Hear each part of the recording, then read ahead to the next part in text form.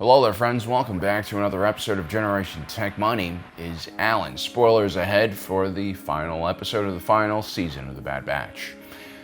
I went into this episode more or less knowing how everything would happen. We did a whole episode like 2 weeks ago about how the Zilla Beast was going to explode out of Mount Tantus and cause tremendous amounts of chaos and so forth. But what I didn't expect was the emotional roller coaster I would go through while watching this episode. Director Brad Rau keeps the audience at the edge of their seat for the entire 1 hour and 15-minute runtime, dangling show favorites at the edge of the precipice, only to bring them back to safety at the last moment. Like the whole time I'm sitting there just wondering, well, is Disney ready to buck that child-friendly image they've been cultivating for so many years and just deliver the gruesome slaughter that the Bad Batch's theme and vibe points towards? And man, am I glad that that didn't happen just for some cheap laughs or for some edgelords out there who want to see a lot of decapitation.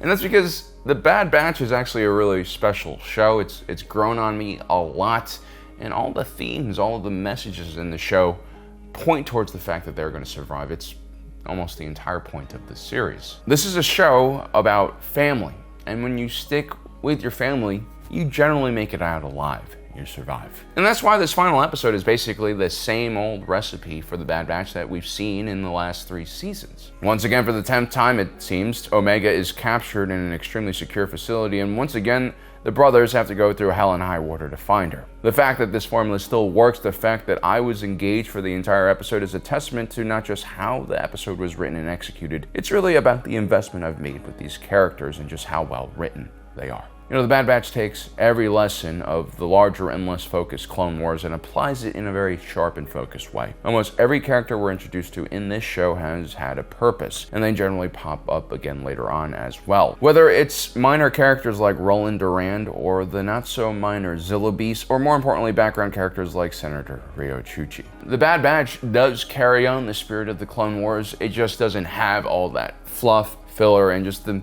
mediocre stuff you usually get with Lucasfilm animation. And this has a lot to do with the period in which the show takes place, during the transition from Republic to Empire. Any transition to power has great consequences for the people, and this is no different. We witness great suffering, great change, and oppression first occurring in the Outer Rim, in the former Separatist colonies, and then in the very ranks of the clone army, where old clones are being discarded for the new TK troopers. And so throughout the show's 3 seasons, we watch the slow, rolling cloud of darkness that is the Empire consume what little light and color that was left over from the Republic era and from the Clone Wars TV show. Now, whereas shows like Rebels and Andor take place 5 to 10 years after the rise of the Empire, when the citizens of the galaxy had more or less adjusted to the change, The Bad Batch takes place from the rise of the New Order to about a year or so after that. It is the most dynamic period of change, and almost every individual we see in the show is undergoing some massive event and desperately trying to cling on to whatever job or purpose they have and trying to just survive. The truth is, Rebels and Andor only shows us the individuals who survived the initial purges of the Empire. Individuals like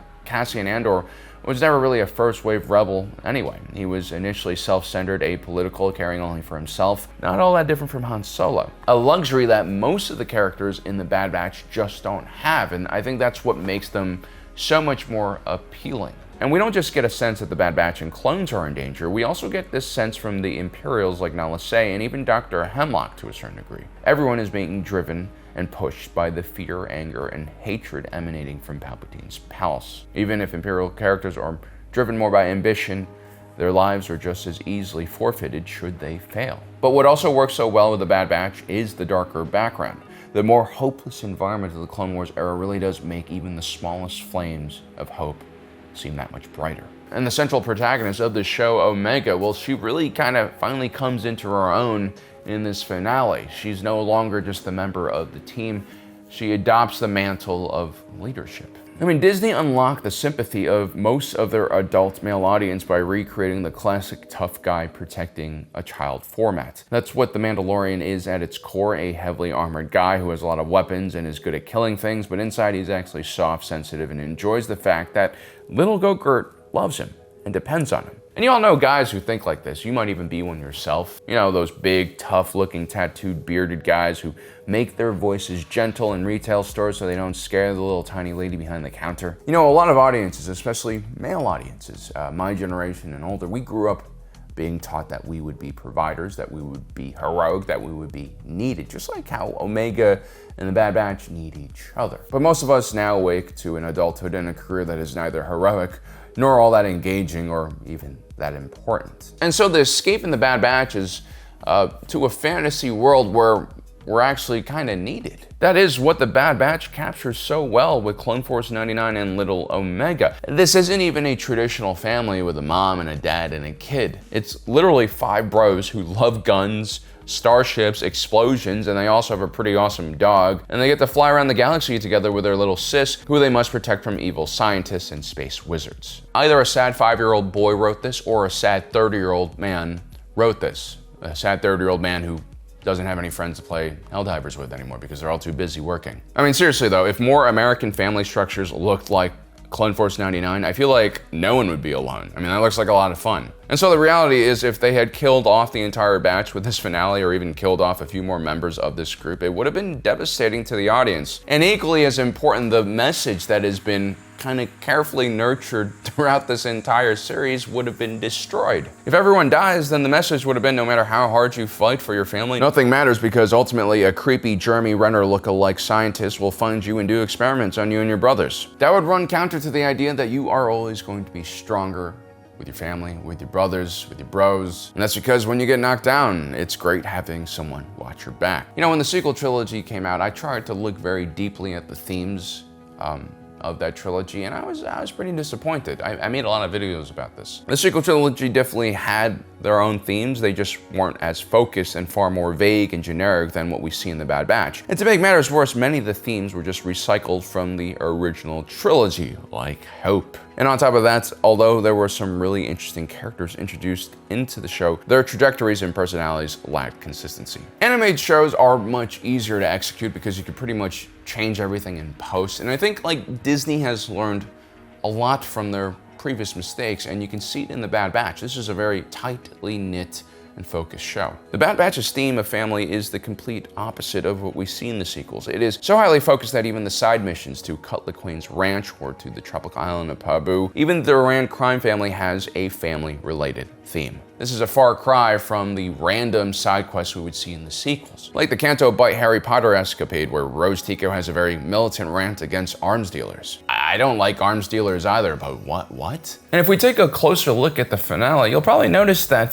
the concept of family is almost vital for a character to make it out alive in this final escape. I mean, first we have the Bad Batchers themselves. Wrecker, of course, has to wrestle a wild animal 10 times his size and has an injured shoulder, which of course triggers the anxiety of the audience. And then Crosshair decides it's time to split up. I'm doing this alone. It's what I deserve.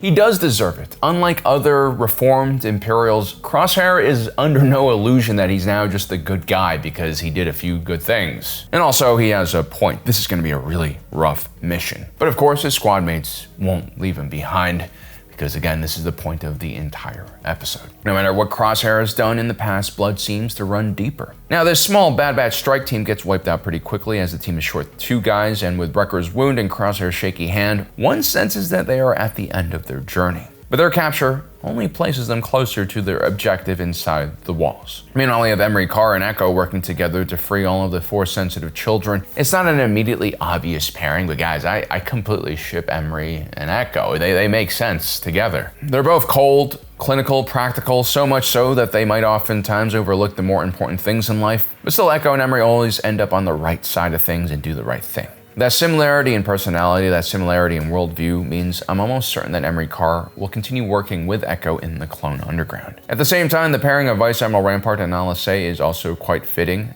These are 2 individuals who were ultimately both blinded by their desire for power and ultimately betrayed by the Empire. The only difference is that Nala Se has awoken to her reality, whereas Vice Admiral Rampart, until the very bitter end, seems to think that he has a way out. It's a sad end for the Kaminoan, who definitely redeems herself at that last moment, but she's also one of the last of her kind as well. More importantly, both of these individuals are vulnerable because they are alone, and when you don't have a family, you just don't make it in this season. The clone trooper prisoners also stick together, and most of them make it out as well, as do the Force-sensitive children of Omega leads to safety as the Zillo Beast tears a hole in the facility. Which brings us to Dr. Hemlock and his CX clones. Almost an evil Bad Batch, if you will. If you take a look at one of these guys, the one with the 2 electro blades, he has a helmet that kind of is similar to Tech's with those 2 large ring eye holes. I think the creators of the Bad Batch are just teasing us here. They know we're all watching out for any signs of Tech's survival, and unfortunately this is probably the closest we'll get to an answer. And that's probably a good thing, too. Bringing Tech back would have really cheapened his original sacrifice. It also kind of mirrors Echo's own survival after the Citadel,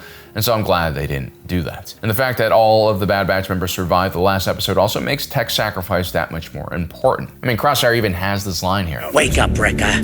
Clone Force 99 died with Tech. We're not that squad anymore. Hunter catches on that Crosshair feels guilty about Tech's death, and in a way, Crosshair wants to carry out Plan 99 by himself by doing this. But Hunter doesn't bite. He knows that Tech wouldn't want their family to break apart at this moment. Tech definitely would not have wanted to see every individual member of the Bad Batch to go off on their own and die by themselves. Because again, for the 20th time, this show is about family. When you're together, you make it out okay. And that is the opportunity that Tech has given to the Bad Batch and to all of these clones. I mean, a lot of these clone troopers who were held on Mount Tanthus survive and they make it to Pabu and Pantora. I guess some clones will end up on the streets like the one we see in Kenobi, but other clones will actually have a decent shot at a good life. Even if it is just a handful of good stories, sometimes all you need is a glimmer of hope to start a new animated series called The Clone Underground. Fingers crossed. And in that last scene where we see an older Omega who looks so much like Emery Carr and an older Hunter, my heart almost can't handle the emotions. Of course Omega will join the rebellion, of course Hunter will worry, of course her story has to go on. And I think, and I hope, we'll also see that story somewhere down the road as well. I think George Lucas would have been really proud of what the Bad Batch series created. This was an entertaining and exciting show set in the larger Star Wars universe. It brought back many of our favorite characters and then added some awesome characters to the wider catalog as well. But more importantly, this series, the Bad Batch, has some of the strongest themes and focus I've seen in a Star Wars show yet. Even Rebels, which took 4 seasons to explore the same ideas of family and community, doesn't quite have the same effect. And going forward, this is exactly what I think Disney needs to focus on. Forget about appeasing the fans, forget about being politically correct in your content or even focusing on like larger societal issues. First, you have to get back to the basics and make characters that the audience cares about and kind of plan themes that will be consistent all throughout these shows, so we know what these series are actually about. As a relatively evil corporation who has taken over the majority of our childhood franchises, Disney has a huge impact on how future generations will grow. When the sequel trilogy came out and faltered, I, along with many Star Wars fans, was extremely disappointed by just how shallow the content seemed and how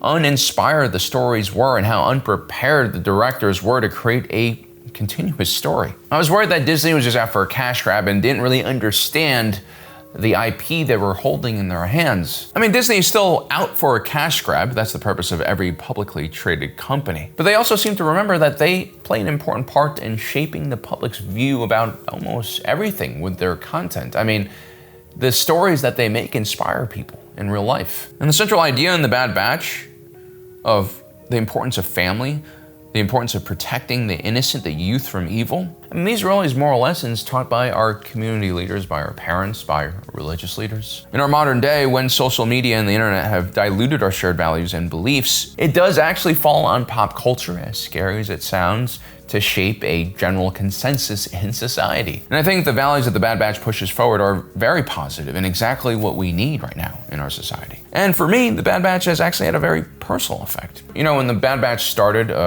3 years ago, I was just a normal person. I was in a relationship, but I didn't have that many responsibilities. I pretty much did whatever I wanted for myself most of the time. And now as the final season ends and I see the Bad Batch's family made whole, I've also become a father to a little girl. I've also had to learn how to become gentler, more patient and understanding, and it's not easy. I struggle with it on a daily basis, but when you have as good of an example as the Bad Batch for role models, there's really no choice but to struggle on. And now that I think about it, a lot of Star Wars fans, especially from the prequel era, are going through their own changes in life. They're going from being single to going into relationships. Some are having families, or maybe they're just starting careers, and they're seeing that life is changing now. It's not just you, yourself, there are other people that you have to worry about and have to take care of. This is what becoming an adult really means. And this is a brilliant move by Disney because really for this entire Star Wars thing to work, the old fans, they have to pass it on to the next generation. I mean, this is why 2 of the 3 best Star Wars shows right now feature a rugged dude protecting a small innocent child. I see you, Disney. I see you trying to manipulate people, and I begrudgingly admit that this might be one of the smarter moves that you've had so far. And it's also probably a good move that is generally beneficial for everyone involved. And so I'm okay with that.